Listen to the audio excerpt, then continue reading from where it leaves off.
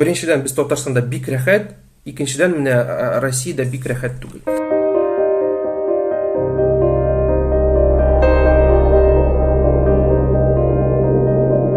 Ham bizga bunda butun narsa o'xshaydi. Chunki biz Tatar muhitida yashaymiz.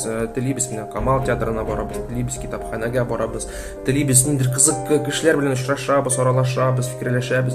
Ham bunda bizga bik rahat.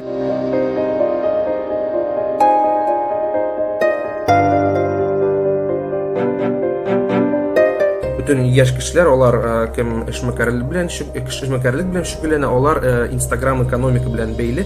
Hem ne Instagram ekonomika ul bitti. Çünkü Facebook to'yildi, Instagram to'yildi, hem olarning reklamni kabinetlari ishlami, hem bütün ishmekarlar olar bilmaylar qo'ydan klientlarni olarga to'g'riga. Hozir endi VK'ga ko'char, lekin VK'ning target sistemasi u hali noshar ishlaydi. Chet elda klientlar bor edi. Ularda to'lay olmaydi. Chunki Mastercard, Visa, Swift bir narsada ishlamay, o'qsha ko'chiruv big zo'r problema. Biz hali u problemani yechmadik.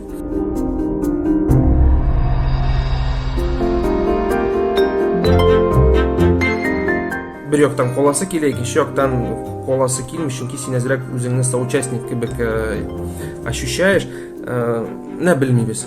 Biz buni butun bizda kutamiz, endi nidir umidlanamiz, shu hallar bitadi deb, kishi o'lib bitadi deb, ham bilmayman.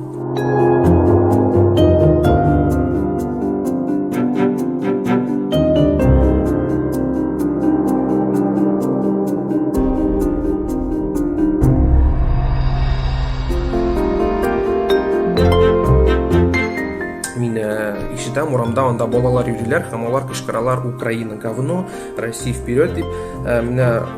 Мин инде уйлыйм, аналарның әти-әниләре телевизор карый, балалар аны ишетә, әти-әниләре белән сөйләшә, алар аңлата, менә шулай дип, телевизор позициясен инде балаларына аңлата, һәм балалар шулай урамга чыгып кычкырып йөриләр.